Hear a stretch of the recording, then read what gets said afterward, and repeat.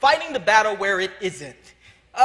Historically, we as Adventists, we were so, and not so much now, thank God, but historically in the beginning, you know, we Adventists, we were like into the law. Read the law, hear the law, obey the law. And we got it. And we have our lists and our shoulds and our should nots and our do's and our don'ts. And just like the Israelites said, all that he says we will do. I mean, I remember years ago, I'm back in Michigan, I'm teaching Sabbath school, and a sister, she said, we shouldn't use microwave ovens on the Sabbath. Chapter and verse, please. We add things. We're not even keeping the 10 commandments, but then we just want to add more. Keep the 10. Just like the Pharisees. They had a few thousand laws just concerning the Sabbath. And Jesus is nowhere to be found. We're talking about the lists and the shoes, and where's Jesus? He's not really part of it. We'll say his name, but he's not really part of the equation. Now, don't get me wrong. The law is holy and good. And sin is the transgression of the law. The law hasn't been done away with. See, but when we transgress the law, that is really more about the results. Okay, that's the legal definition. Sin, hear me now. Sin is a state of mind.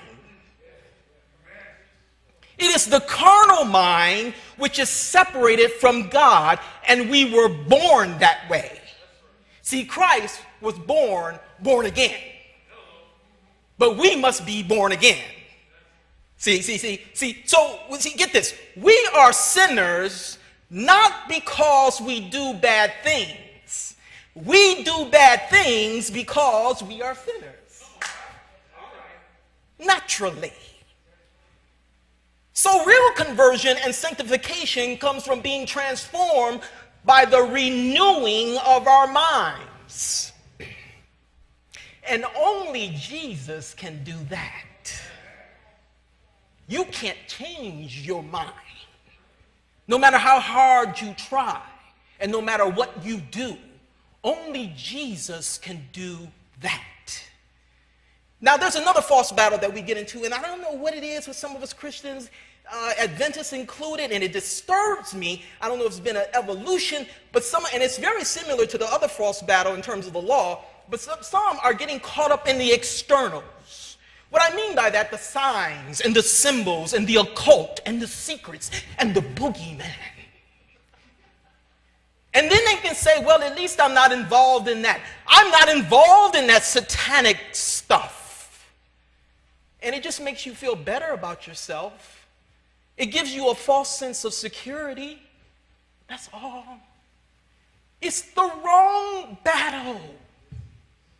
It is focusing on the outside of the cup and not the inside of the cup, which only, and we're back to Jesus, only Jesus can clean the inside of the cup. And when he cleans the inside of the cup, the outside is automatically clean. You don't have to focus on all the externals. And then when we understand that, we can learn how to surrender to him. Another false battle, and I've said this before, and this is throughout Christendom, and I understand, you know, it's part of the political climate, but too many Christians are fighting the culture battle via political means in order to try to make people right. Those kinds of battles are not instrumental in converting nary a soul. Because God does not operate in that fashion. Moral legislation doesn't cut it. It is rather, the scriptures are clear, it is rather about God writing his laws upon the hearts of men and women. He says, not by might, nor by power, but by my spirit, says the Lord of hosts. And Ezekiel 36:26 states, I will give you a new heart and put a new spirit in you. That's how God does it.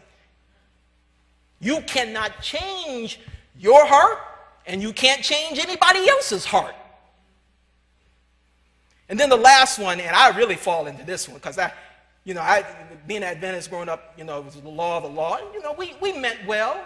We're trying our best. We're trying to be holy. But now, it's like one is salvation by knowledge. That's sort of where and it really is better known as Gnosticism. That's knowledge can save you. And then you say, oh, well, biblical knowledge, oh, that definitely will save you. Not in and of itself. It still better be about Jesus. But it's kind of subtle and it's insidious. I mean, think about the Pharisees. They were scholars. They were scholars. They were teachers of the law. But their hearts were far from him. Nicodemus was a teacher of Israel. After Jesus told him about being born again of the water and the Spirit, Nicodemus asked Jesus, how can these things be? And Jesus asked him in return, you're a teacher of Israel, and you don't understand these things? See, spiritual things are spiritually discerned. So what is the right battle? That's the question. And if God is fighting the battle, then what is left for us to do? I am so glad you asked.